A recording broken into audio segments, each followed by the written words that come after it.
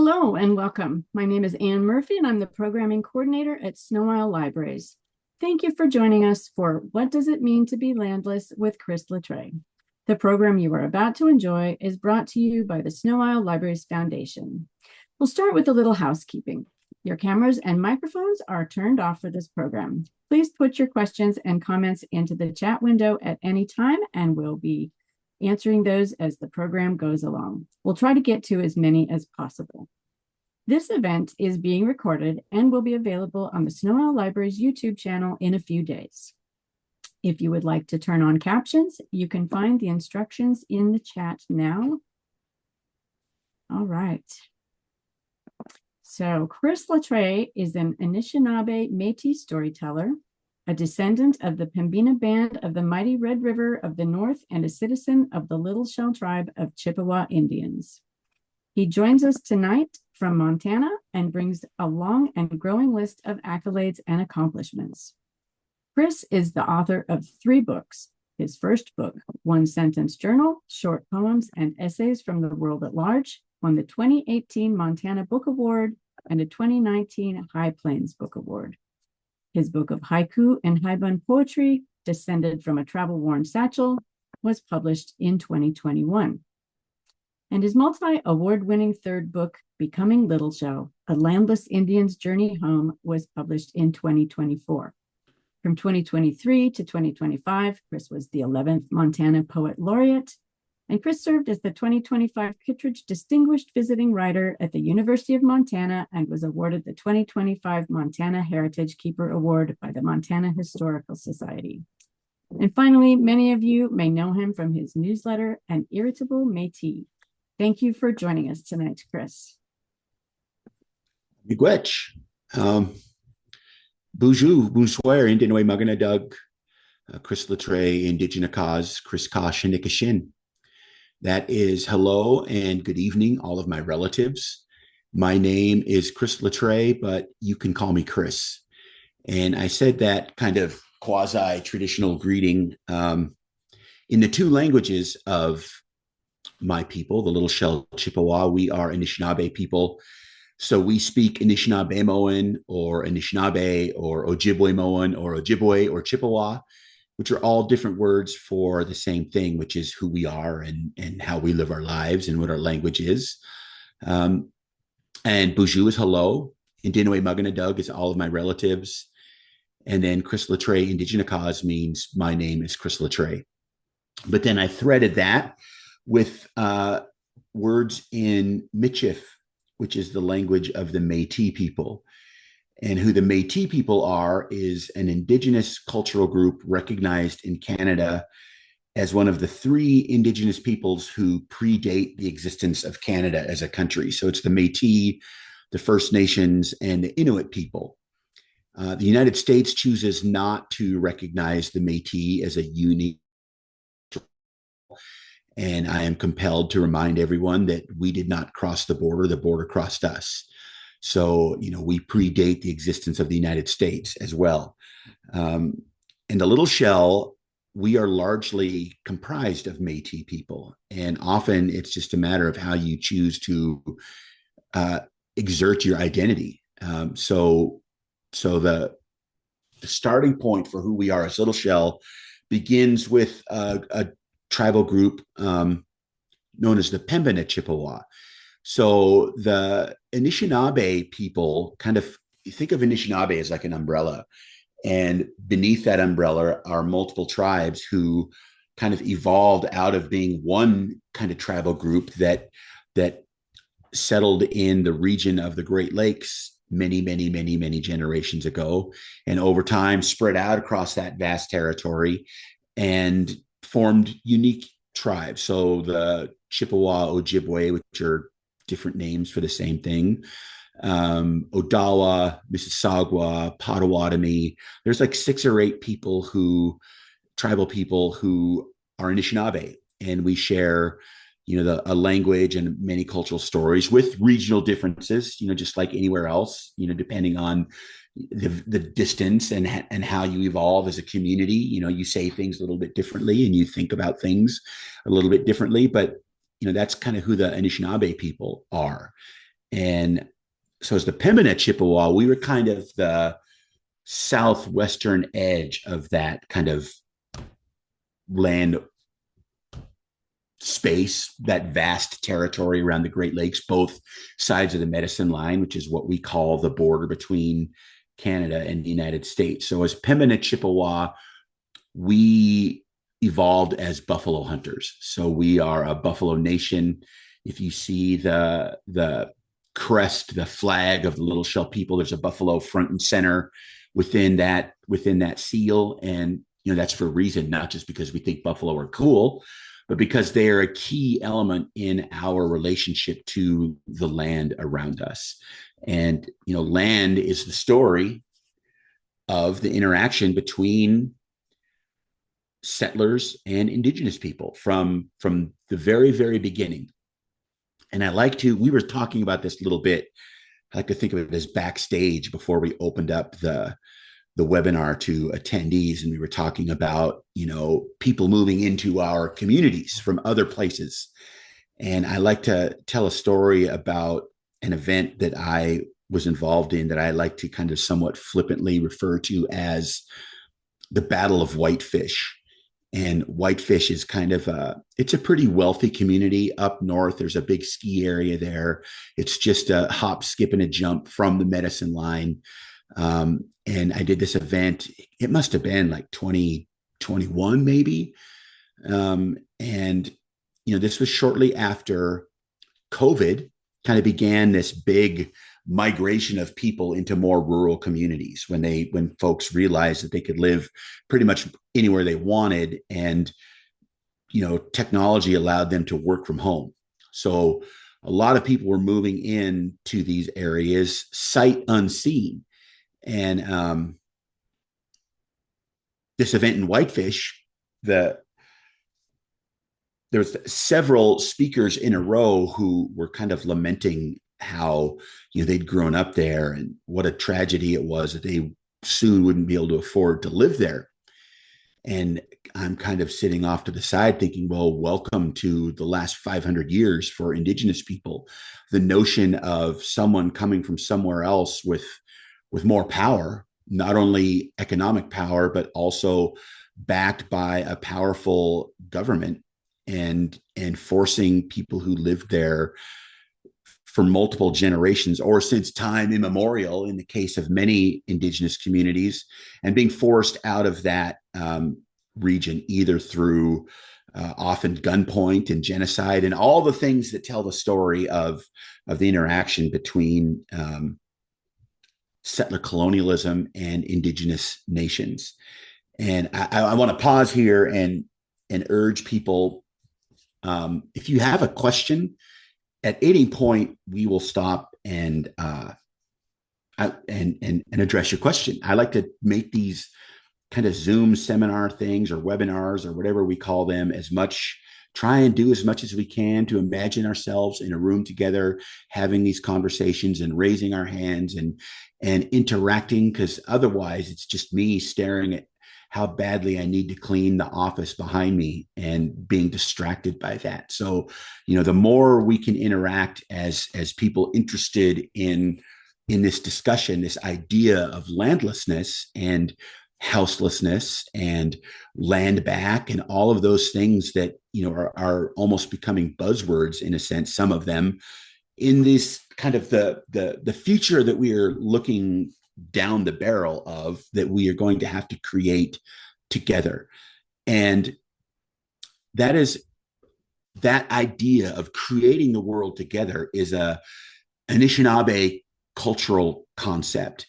The idea that all of us as relatives, Indinaway Muganadug, all of my relatives, human, older than human, everybody, we are engaged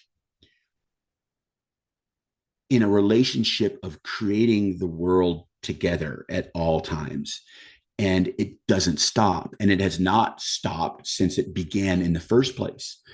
And you can think about these relationships that we have, and think about whatever your version of creation is, regardless of your spirituality, regardless of your religion. If you believe that the world was created in 7 days by the Christian God, or if you believe, as Anishinaabe people do, that it was dreamed into existence by Gitche Manitou or some Anishinaabe people. There's like seven pretty closely related, distinct creation stories among the territory of the Anishinaabe people. But where I come from, we believe that it was dreamed into existence by Gitche Manitou, and you might believe that there's none of that spiritual stuff, and that at some point, however many billion years ago, there was a big bang out in the middle of nothingness, and it happened, and all the planets and stars were created, and that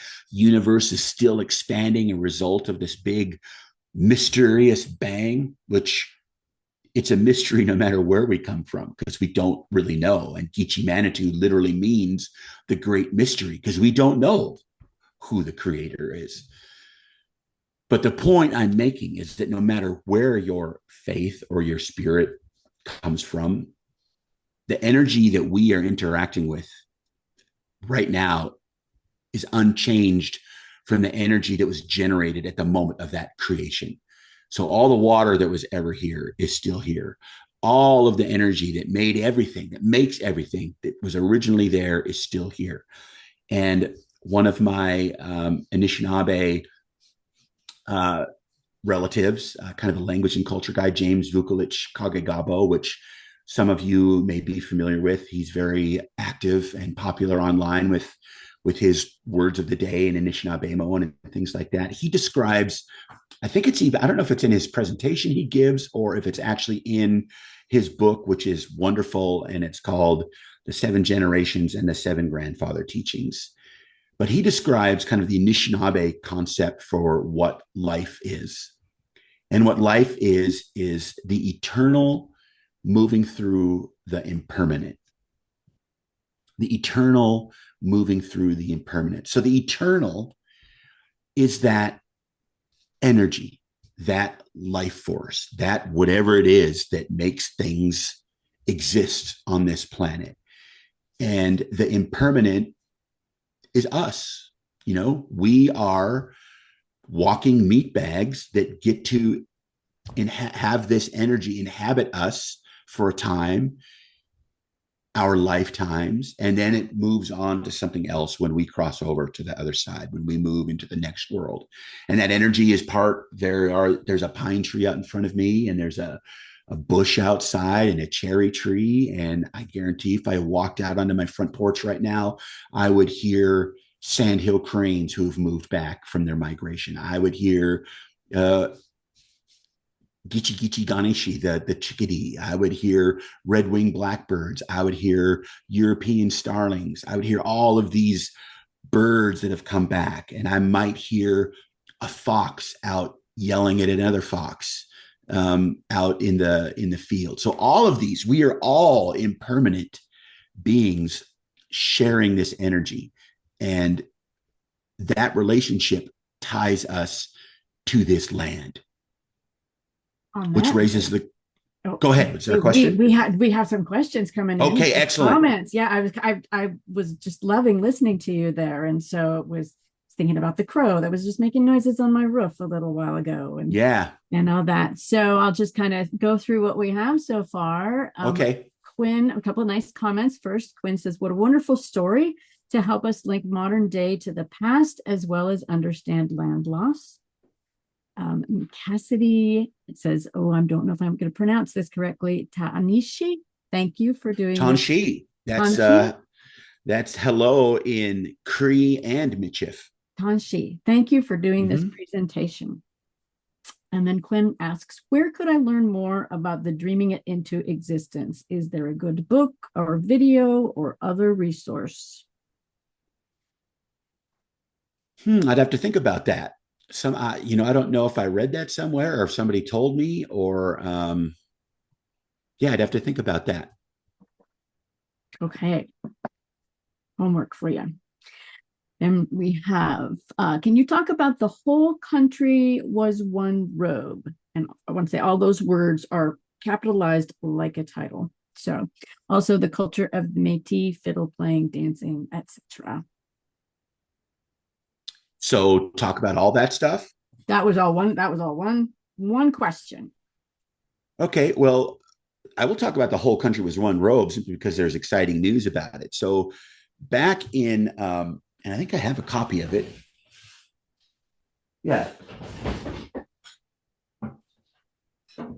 back in like 2010, the state of Montana gave all of the tribes of Montana like grant money to develop the written history of their tribe. Now, the Little Shell, we were recognized by the state of Montana in the early 2000s. So when this happened, we were in line to get this grant money to develop this written history. And every tribal community was able to kind of take their vision for how they wanted their history to look. And Little Shell hired this guy named Nicholas Vrooman. And Nicholas Vrooman, in my book, Becoming Little Shell, looms large because he's kind of the guy that really set me on the path to the work that ultimately led to my book, One Sentence Journal, or Becoming Little Shell. And this is the book that he wrote. It's called The Whole Country Was One Robe, Little Shell Tribes, America. And this is like the kind of like the Bible of the Little Shell. This is where we come from. And this book has been out of print for a decade. It goes online for as much as $1,000. Because it's an important history of who we are and where we came from. And without Nicholas's work and this book, we probably would have ultimately received federal restoration from going from being known as the Landless Indians for the better part of 200 years to our federal restoration as a sovereign nation in December of 2019. Without this book and Nicholas's dedication to our achieving a return to what we always knew we were in the first place, it may not have happened yet.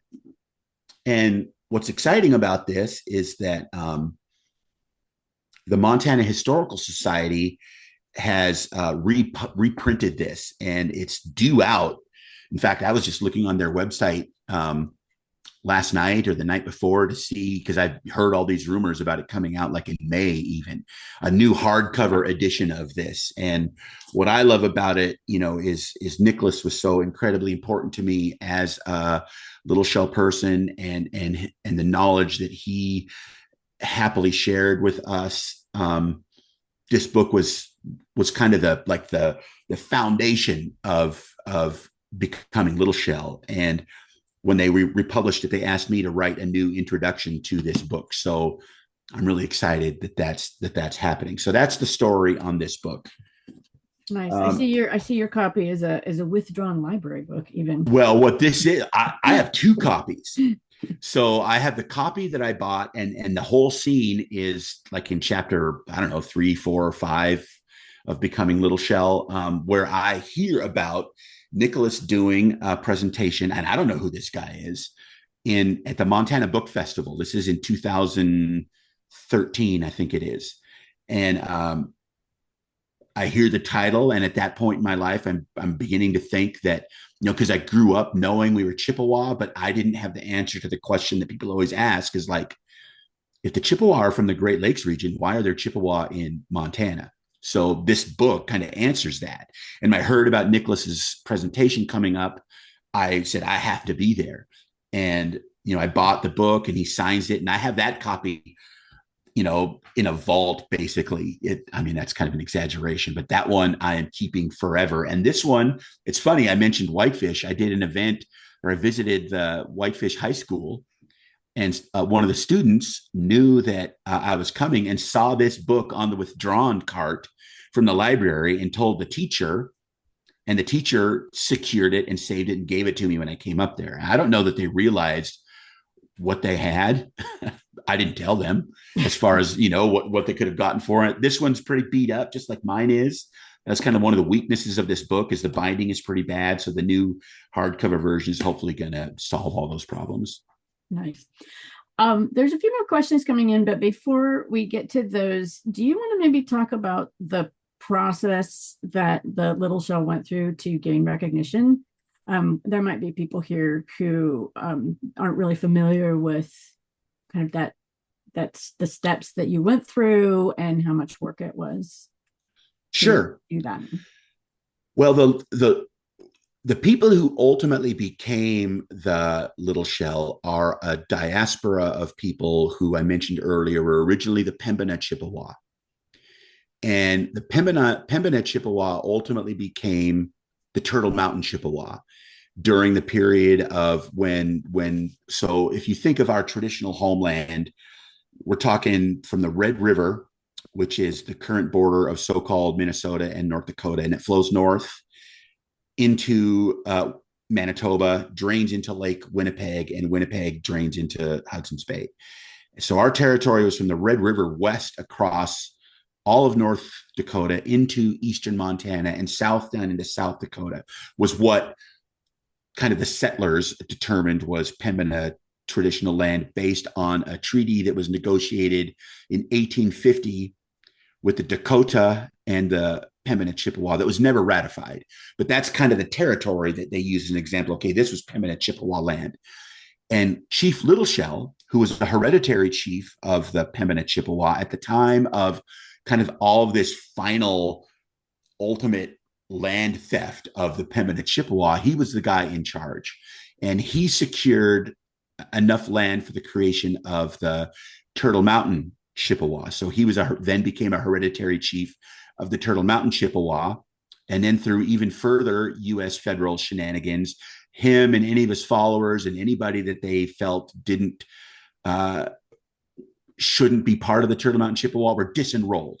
And that was through it wasn't a treaty, it was a agreement called the Macomber Commission that has colloquially been called the 10-cent treaty. And that was when we become this diaspora that of people who are no longer part of their traditional tribe. We aren't American citizens. We aren't anything. And we spread out across kind of the countryside, and many of us are in Montana. So from that point, and that agreement was ratified in like the early 1900s. Little Shell died, depending on who you ask, anywhere from 1903 to 1906. But all of these different people living in all of these different communities begin making these efforts to petition the federal government to be recognized as a tribe. And the federal government has stopped doing treaties with tribes in 1871 after the Civil War. And we aren't the only ones that are going through this process of people who were never recognized by the federal government. And there's plenty of your relatives in Washington who have suffered this circumstance as well. So over the next 150 years, we would send people to Washington, D.C. to try and convince them that we deserve to be our own tribe, and other tribes are going through the same thing. And you fast forward to 1978, and the United States recognizes that, okay, there are all these Native people who should have been recognized in the first place and were not. We need to make a path for them to do so. But you know what? We don't want a bunch more recognized Indians, so we're going to make it really difficult to be federally recognized. So in 1978, they say, okay, here's your roadmap to get federal recognition. And is it at that point that the Little Shell actually become the Little Shell? And all of those disparate people who are still not in reservation communities, aren't enrolled with any other tribes, kind of come together as the Little Shell. And from that point forward, we start, we were poor. And so we had a tribal council that was all volunteer. We would raise money through, bake sales and raffles to pay to send people to Washington, D.C. We had NARF, which is the Native American Relief Fund based I think they're in Colorado, working on our behalf, basically lawyers who handle cases that negatively affect Indigenous people and communities and tribes. So they're helping us. And then we get this lawyer who's working for a larger firm, and he's just an intern at this point. His name is Josh Klaus, and he's a Mohawk, and he lives in Washington, D.C., and he gets handed our case. And it's probably been 15 years ago now that he got involved. And it was a perfect kind of storm of his involvement and the current people that we have running our tribal government. It's like having the right people at the right time. And we were ultimately able to get through the process of federal recognition, of proving what we always knew who we were. And so we were one vote away from getting federal recognition in 2018, and we were stymied by one vote by one guy. That's Mike Lee from Utah. He is eternally my enemy, because at that point, it's pretty much a foregone conclusion that we're going to get federally recognized. So in 2019, a new bill is drafted, and it is attached as a rider to the military, the huge multi-billion-dollar military spending bill that always passes. And as a rider to that bill, we ultimately receive our federal recognition in December of 2019, which curiously is the same way the Lumbee people in North Carolina just this past December received their federal restoration as a result of a rider to the defense spending bill as well. So it's not the most, to me, the irony is that we finally receive our federal restoration as a rider attached to the bill that funds the entire military, whose primary purpose has been to eradicate us entirely from the beginning. So, but we took it. And now we are in a sovereign nation to nation relationship with the United States federal government. We still don't really have any land, but we own some land as private landowners. But as far as a reservation, we don't have one, and we will never have one. There was some big irony there. Big irony. Huge irony. Yeah. Getting the military bill.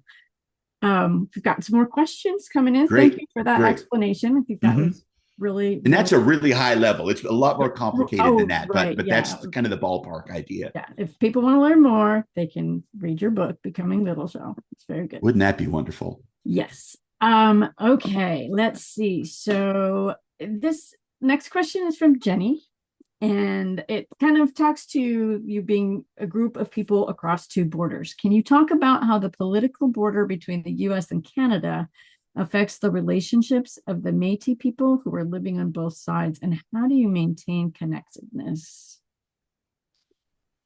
I would say that connectiveness is something that really didn't exist until fairly recently. Now, there's two ways to exist.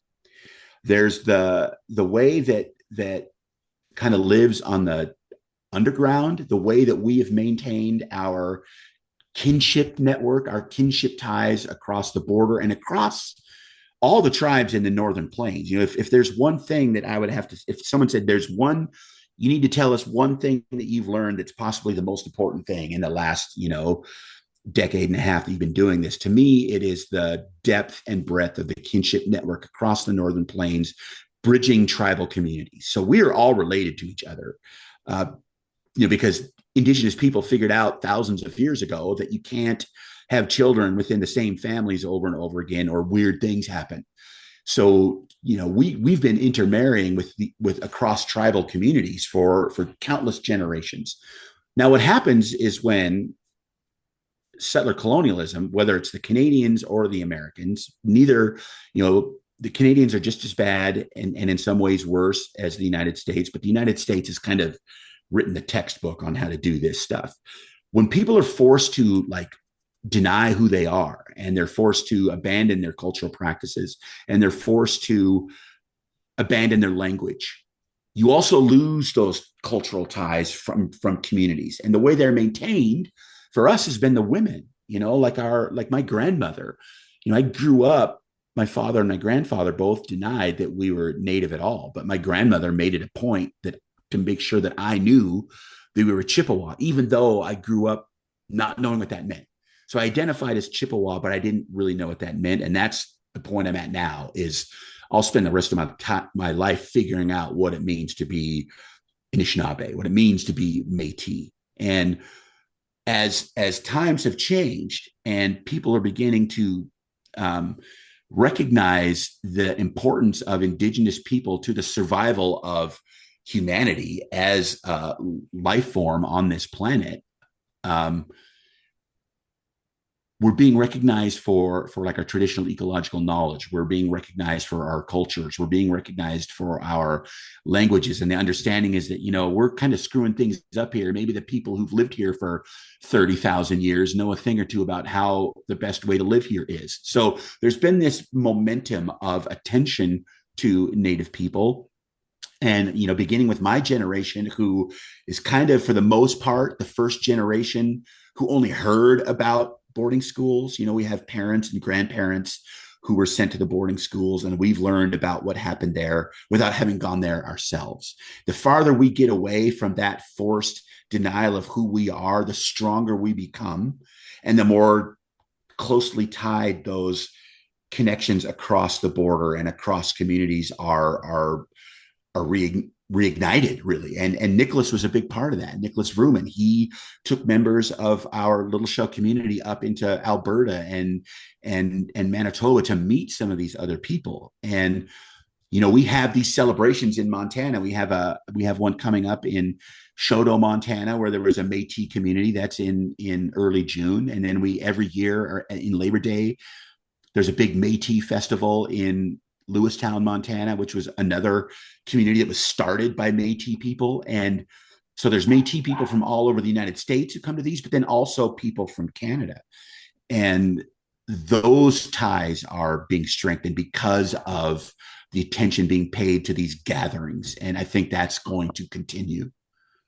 I don't know if that really answers the question. I kind of tend to go off on tangents and forget what I'm supposed to be talking about. But it's a strengthening thing, and it's going to be a multi-generational effort. I've personally had conversations with leadership from the Manitoba Métis Federation. The idea of how do we figure out a way to have dual citizenship. I would rather be a citizen of the Little Shell and a citizen of the Manitoba Métis Federation. I couldn't care less about my citizenship of the United States. That's something that I have to live where I do, but we never wanted that, So strengthening those ancient generational ties, to me, is critical to our future. Right. Thank you. There's a couple other questions going back a little bit. Jalen asks if you could share more about why it's called the medicine line. Yeah. So there's multiple versions of this story, but the idea was, for Indigenous people, if you were being chased north by the Americans, they would stop at this certain place because it was creating potentially an international incident, though we didn't understand that. And if you're being chased south by the Canadians, they would stop at this imaginary place, this place of medicine, the medicine line, the border. The idea being that there's something about the land here that makes these white people stop chasing us. So I think it's kind of tongue in cheek, but it's stuck. It was like the magical place that these soldiers wouldn't cross. It's like base, when you're a kid and you play tag and there's a flagpole in the middle of the playground. And if you touch the flagpole being chased by the person who's you can touch base and you're safe. They can't tag you. Well, the medicine lines serve that purpose. All right. So let's take a bit of a turn in conversation here. Monica says, I'm working on a memoir about my journey to learn about my Babine and Stolo ancestors. I wish that there was a book like that about them, like your book that you have. Any tips on how to write history in a memoir?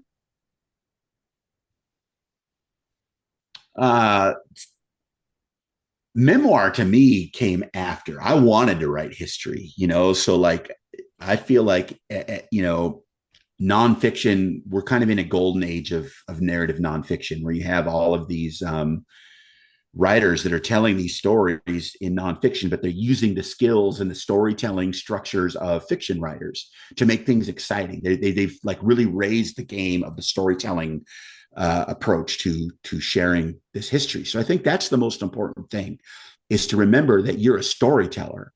And I've never, I never went to college or university. I never learned how you're supposed to write as an academic, and write papers for peer review. I never cared about peer review.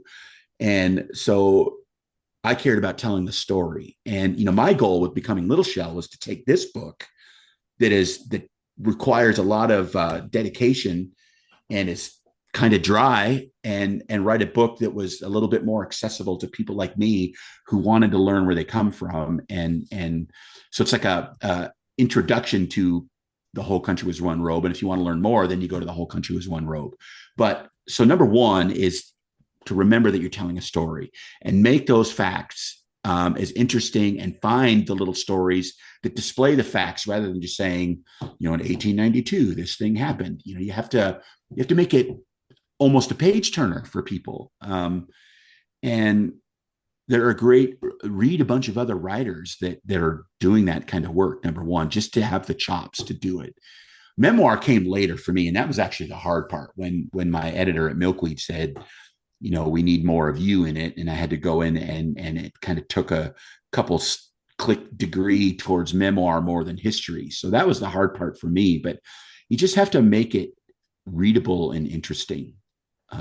And, depending on the history you're writing, you cite people for the information that you get from them. But, I didn't really care.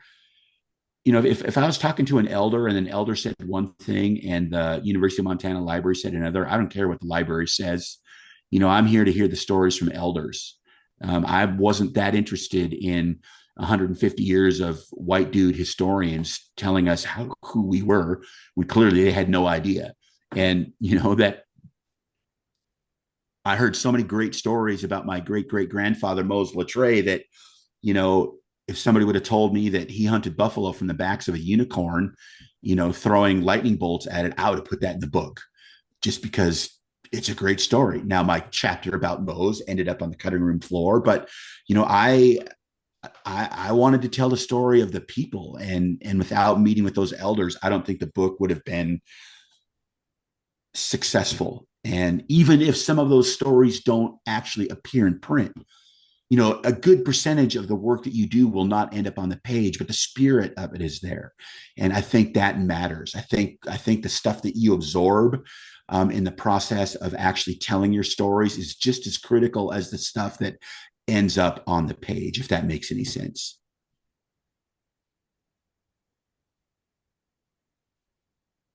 Right. I think we've got some other comments. Someone mentions that you've got a great voice and you should read audiobooks. I read the audiobook of Becoming Little Shell. I had to audition for it, but I got to do it. You had to audition to read your own I book? did. Mm-hmm. It's one of the great near tragedies of the whole process, but luckily I passed the audition. Congratulations. Thank you. And we have a nice long comment here from Cassidy. She's a direct descendant of Red River Métis. Her third-time great-grandfather was Xavier Letendre, who established Batoche in Saskatchewan. I hope I am not butchering. Batoche. That's where the 1885 rebellion was crushed by the English army acting in behalf of the Canadians. But yeah, Batoche. Mm-hmm. And after the Battle of Batoche, our family sought asylum in Montana at St. Peter's Mission. Her grandfather chose to marry a full-blooded Irishman, or her great-grandmother, chose to marry a full-blooded Irishman, and her family disowned her. Cassidy grew up in Havre, Montana, and Montana will always be home, but we never recognized or acknowledged our Métis heritage. Just this year, she's taken up the charge to not only talk about it, but acknowledge that I am a 16th Red River Métis, learning beadwork and Michif. And what you are speaking of is so important. Yeah, that's a perfect example. They're just now picking up who they've been all along. And I think that speaks to what we were talking about earlier about, our generation. I feel like I'm carrying the pride of my previous generation. They had to set it aside, and now I'm out here saying, no, we should be proud. We were the Red River Métis were the greatest buffalo hunters the world has ever seen. And all of that comment is just threaded with Métis royalty, as far as I'm concerned. And I hope she's really proud of. Was it Cassidy? Is really proud to be who her family is, and that part of that line of people who to my mind, I like to somewhat flippantly but also seriously suggest are the perfect North Americans, because the Métis people were a blend of everything good that was happening in that time period. And I think how we came into existence and how we thrived and how we're still here is a good indicator of what our future can look like as a intertribal community. So intertribal meaning indigenous tribes, as well as intertribal like all the people who've come here from other places. We have to figure out a way to make our world better and survive into the future, because if we don't, we're all screwed. So our intertribal relationship, our willingness to accept our differences and celebrate our similarities is the path we absolutely must take to ensure our intertribal survival. She says she's very proud to be good. Yes. So you've talked a little bit about all the white dude historians who talk about, who try to tell you who you are, and we talked about the people coming to your land and all the native lands.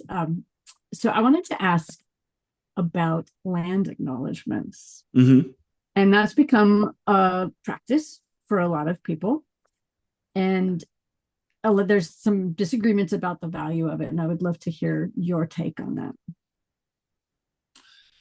So a couple, gosh, it's probably been 3 or 4 years ago now, I wrote a newsletter about that. And I feel like land acknowledgements are kind of the progressive liberal version of thoughts and prayers.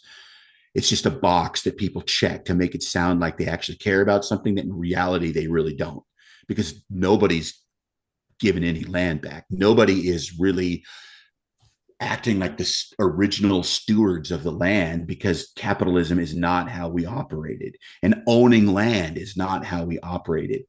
And then I was able to spend some time with Robin Wall Kimmerer, and my feeling about that started to soften a little bit. And, because her idea was like, yeah, they're problematic, but if it makes one person who hears that think differently about their relationship to where they live and maybe change the way they're living, or just whatever that kind of domino effect can lead to, that beginning with that one person, then perhaps they're worthwhile.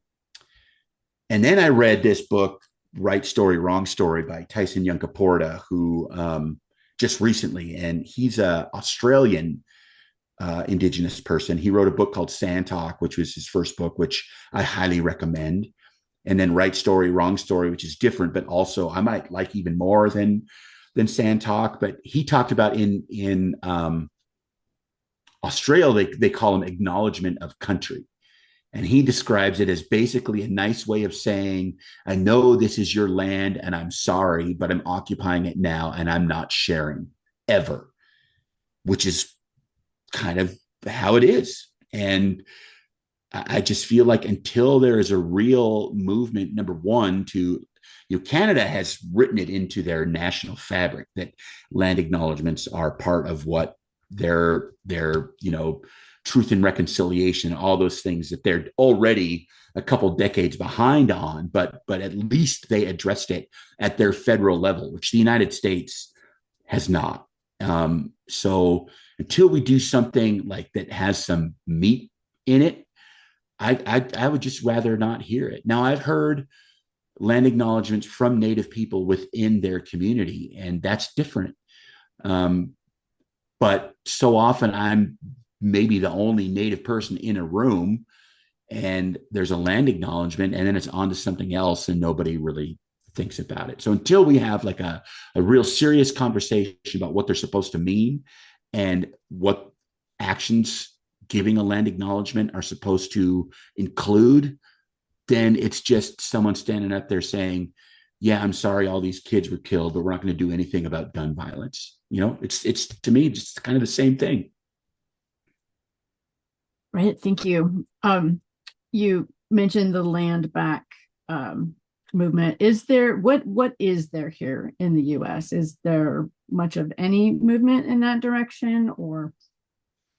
Well, there's the literal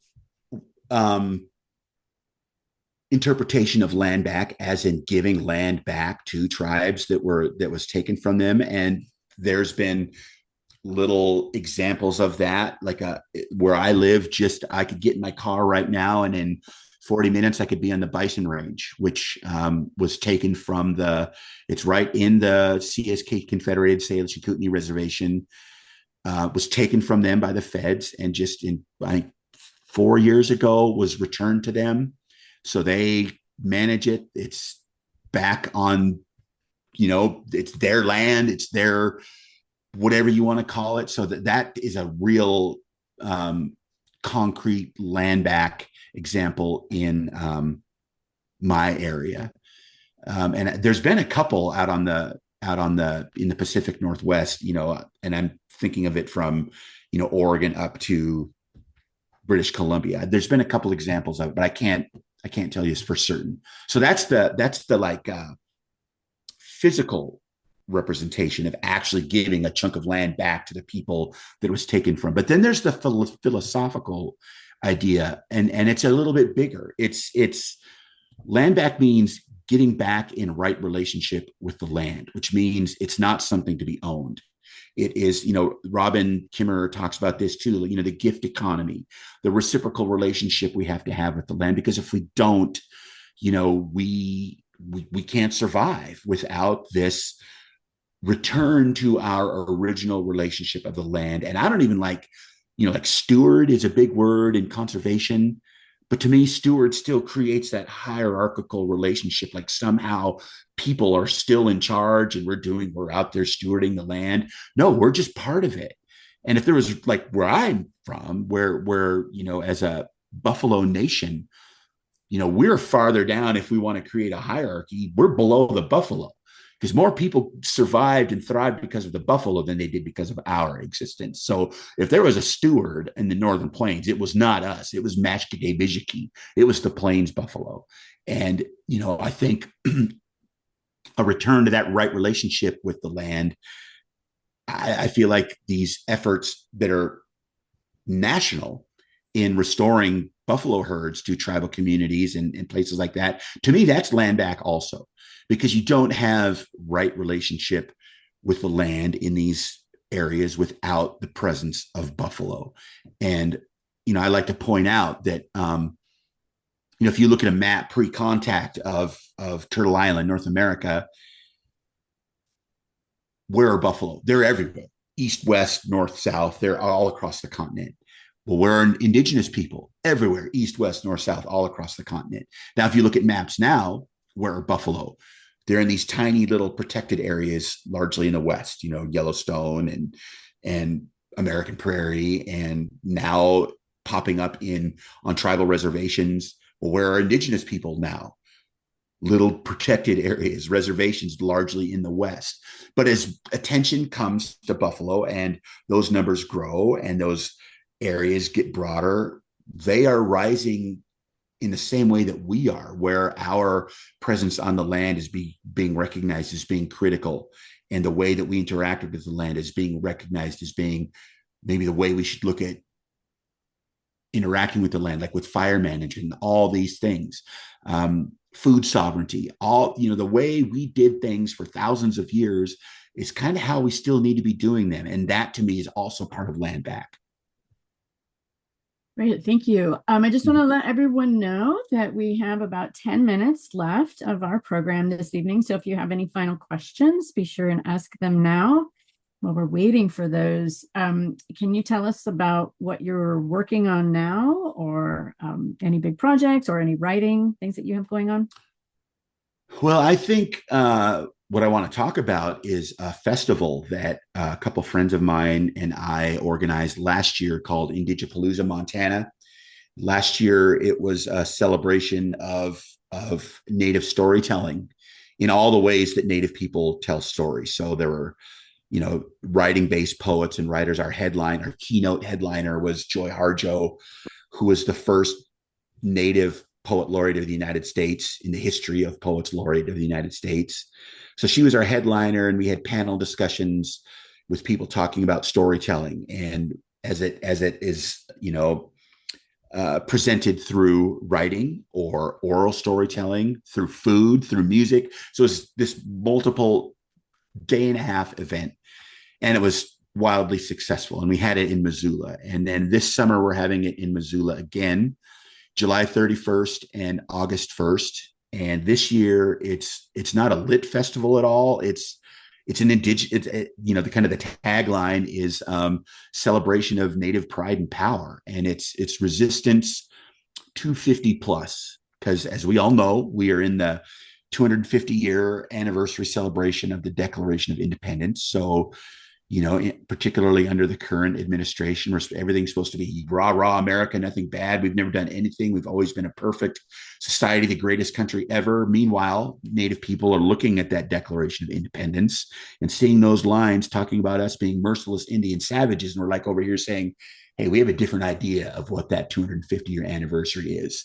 So Indigipalooza, Montana this year is a celebration of all the ways that we have survived and thrived as Indigenous people in resistance to efforts to eradicate us. So yes, we have some writers, like we're opening with a panel discussion with Native journalists and the importance of Native people telling the stories from Indian country ourselves, rather than having, folks from New York being parachuted in by the New York Times and stuff to tell our stories. We have people talking about that buffalo reintroduction that I talked about. We have a panel on like Native wellness. How do we take care of ourselves? How do we handle our health lives when we've had to reinvent how we eat, in like 3 generations? So how are we doing that? So it's and our headliner this year is Robin Wall Kimmerer is coming out, and she's going to do a talk that Saturday night at the Wilma Theater in Missoula. And then the night before that is our when I was thinking resistance, the first person I thought of was this punk band from Denver called Dead Pioneers, and they're going to come play a show Friday night. So it's going to be awesome. And I think I gave you the link. If you can drop that in the chat if you haven't already. We would love people to drive out from the West Coast. We already know some people who are, and it's going to be great. Sign up for our little newsletter thing and come out and celebrate with us. It's going to be awesome. You didn't see me kind of squeal when you mentioned the Dead Pioneers. They're great. They are absolutely fantastic. Mm-hmm. They're playing in July over here in our area at the Timber Festival, I think it's called. Oh, cool. So there's an opportunity for people to see them if they're out and about this summer. Mm-hmm. Okay, we got some comments. Quinn says, this fed my soul even as it hurt my heart. Thank you so much. And then someone is asking about the Indian Education for All online study course. Is that something? Yeah, Native American Studies. So one of the co-organizers for Indigipalooza is Anna East, who's the executive director of Chickadee Community Services. And Anna worked in education. She taught on the Flathead reservations for like 500 years. And now she works for the Montana Digital School, developing online native language courses for, high school students and elementary students. I think it's just high school at this point. I don't know. I could be wrong. My point is that one of the ways that we have built Indigipalooza is to create these classes that if you pay to take a class, that money gets, in some cases, donated to Indigipalooza. So it began with Native American Studies for everyone. And then the next edition was Native American Resistance for Everyone, which was kind of a partner piece to the theme of this year's Indigipalooza. And you can see all that stuff. The website there is chickadeecs.org, I believe. chickadeecs.org. And so there's like things we do, I think, is the menu option. And you can sign up for these classes.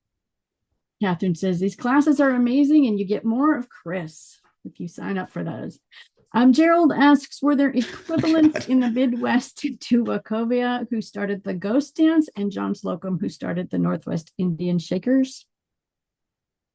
kind of missed the first half. My Were brain the, was rebelling against the idea of more crisp. sorry. Were there equivalents in the Midwest or your area to Wachovia, who started the ghost dance, and John Slocum, who started the Northwest Indian Shakers? My favorite story is so the Haudenosaunee had the peacemaker who basically taught them democracy, and of course the United States is modeled in many ways about the democracy as practiced by the Haudenosaunee. You may know of them as the Iroquois, when we kind of established what our governmental structure was going to be. And I'm painting with a real broad brush.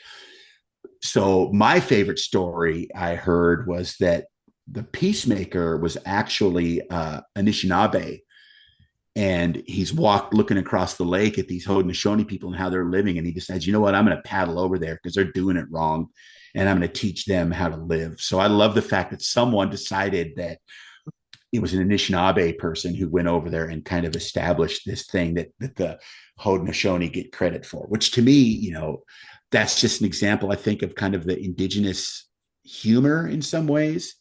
Now, as far as direct, like the ghost dance and things like that, nothing immediately comes to my mind. Again, beyond, like Tecumseh, who was Shawnee and was operating, in the Great Lakes region. His brother was the prophet, and couple things go a different ways during the War of 1812, and we might have a totally different country. But Tecumseh, his brother visited. You'll see in records a guy called Little Clam. Well, Little Clam was Little Shell, the first. So our Little Shell that we're named after is the grandson of the Little Shell who was the hereditary chief of the Pembina Chippewa at the time that Tecumseh was trying to unite all the tribes of North America in opposition to the United States. That's pretty similar. All right. Jenny says, I love how positive and excited you are. It feels like there are wonderful things happening and so much community happening. Thank you for this talk. Well, I went on a big hike today and it was really great. And it was a beautiful day. And I'm as like pumped up full of solar energy as I can possibly be. So you're catching me on a really good night. Yeah, lots of thank yous coming in for that. We are getting close on time. So I have one more question for you. And that is, if there is a book that you're reading or have read recently that you think everyone should read, what is that book? Besides Becoming Little Shell? Well, yeah. Yeah, I have, in fact, I have it on my shelf here.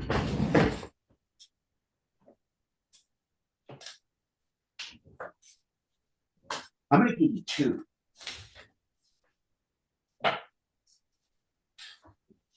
So this one by Anton Troyer, Everything You Wanted to Know About Indians But Were Afraid to Ask, I know is kind of foundational to the Native American Studies for Everyone class. It's kind of like the textbook that a lot of the classes will refer to sections of this.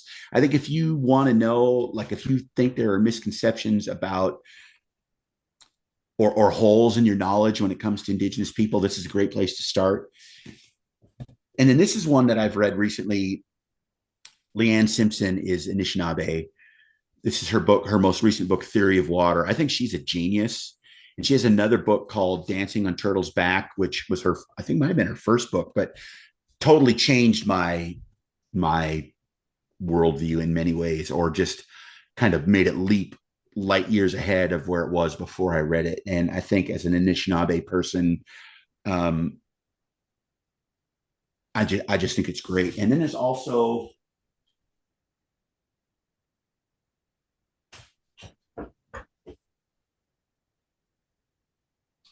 I thought I had a copy handy.